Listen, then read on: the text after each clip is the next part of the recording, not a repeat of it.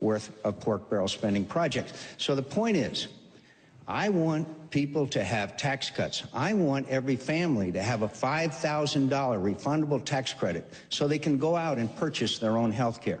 Yep. I want to double the dividend from $3,500 to $7,000 for every dependent child in America.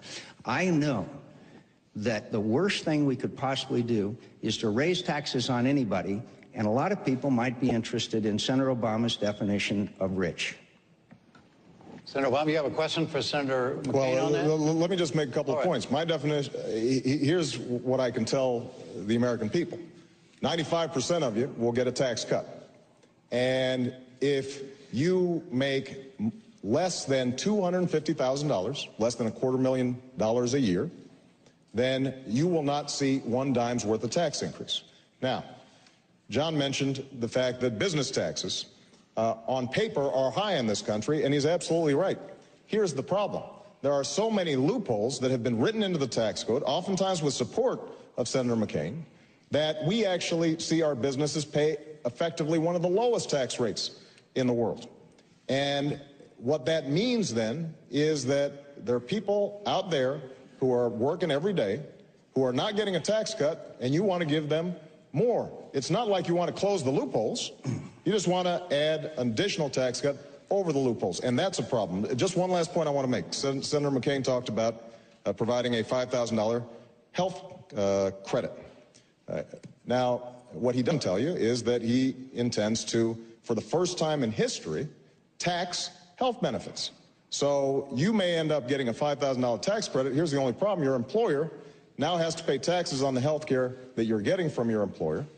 And if you end up losing your health care from your employer, you've got to go out on the open market and try to buy it. It is not a good deal for the American people, but it's an example of this notion that the market can always solve everything, and that the less regulation we have, the better off we're going to be. Well, you know, let me just... we got to go to another lead question. I know we have to, but this is a classic example of walking the walk and talking the talk. We had an energy bill before the United States Senate.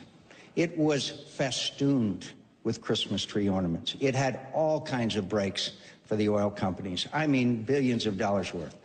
I voted against it. Senator Obama voted for it. John, you want to give oil companies another $4 billion? You've got to look at our records. That's the important thing. Who fought against wasteful and earmarked spending? Who has been the person who has tried to keep spending under control? Who is the person who has believed that the best thing for America is to have a tax system that is fundamentally fair? And I've fought to simplify it, and I have proposals to simplify it. Let's give every American a choice. 2 tax brackets, generous dividends, and let Americans choose whether they want the existing tax code or they want a new tax code. And so, again, look at the record, particularly the energy bill. But again, Senator Obama has shifted on a number of occasions. He has voted in the United States Senate to increase taxes on people who make as low as $42,000 a year. And that's just a fact. Again, you can look it up. Look, it's just not true. And if we want to talk about oil company profits, under your tax plan, John, this is undeniable, oil companies would get an additional $4 billion in tax breaks. Now, look, we all would love to lower taxes on everybody. But here's the problem. If we are giving them to oil companies, then that means that there are those who are not going to be getting them.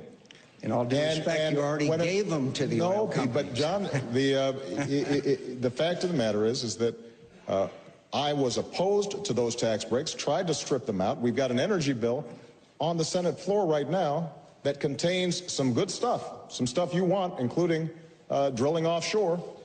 But you're opposed to it because it would strip away those tax breaks that have gone to oil companies. All right. All right. Speaking of things that both of you want, another lead question. And it has to do with the rescue system, the financial rescue thing that I started asking about. Yeah. And the first answer is to you, Senator Obama.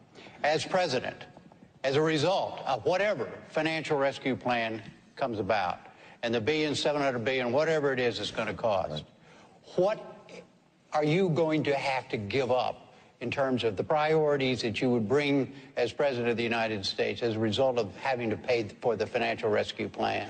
Well, there are a range of things that are probably going to have to be delayed. We don't yet know what our tax revenues are going to be. The economy is slowing down, so it's hard to anticipate right now what the budget's going to look like next year. But there's no doubt that we're not going to be able to do everything that I think needs to be done. There are some things that I think have to be done.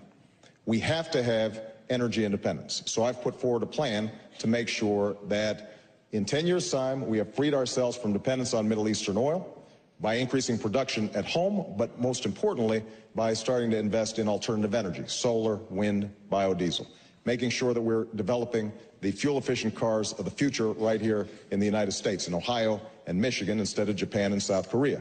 We have to fix our healthcare system, which is putting an enormous burden on families. A report just came out that the average deductible went up 30% on American families. They are getting crushed, and many of them are going bankrupt as a consequence of health care. I'm meeting folks all over the country. We have to do that now because it'll actually make our businesses and our families better off. The third thing we have to do is we've got to make sure that we're competing in education. We've got to invest in science and technology. China had a space launch and a spacewalk. We've got to make sure that our children are keeping pace in math and in science, and one of the things I think we have to do is make sure that college is affordable for every young person in America. And I also think that we're going to have to rebuild our infrastructure, which is falling behind. Our roads, our bridges, but also broadband lines that reach into rural communities. Also making sure that we have a new electricity grid to get the alternative energy to population centers that are using them. So there's some things that we've got to do structurally to make sure that we can compete in this global economy.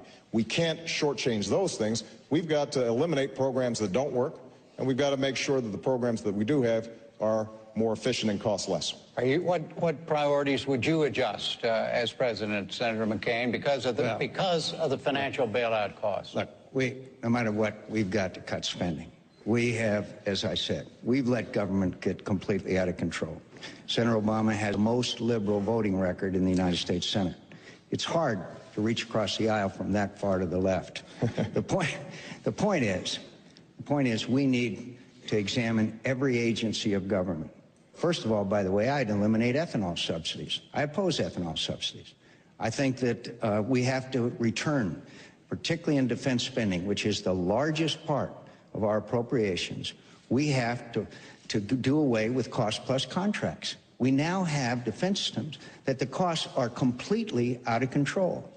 We tried to build a little ship called the Littoral Combat Ship that was supposed to cost $140 million, ended up costing $400 million, and we still haven't done it. So we need to have fixed cost contracts. We need very badly to understand that defense spending is very important and vital, particularly in the new challenges we face in the world, but we have to get a lot of the cost overruns under control. I know how to do that.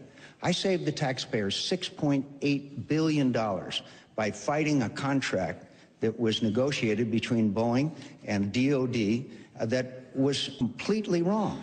And we fixed it, and we killed it, and people ended up in federal prison. So I know how to do this, because I've been involved in these issues for many, many years.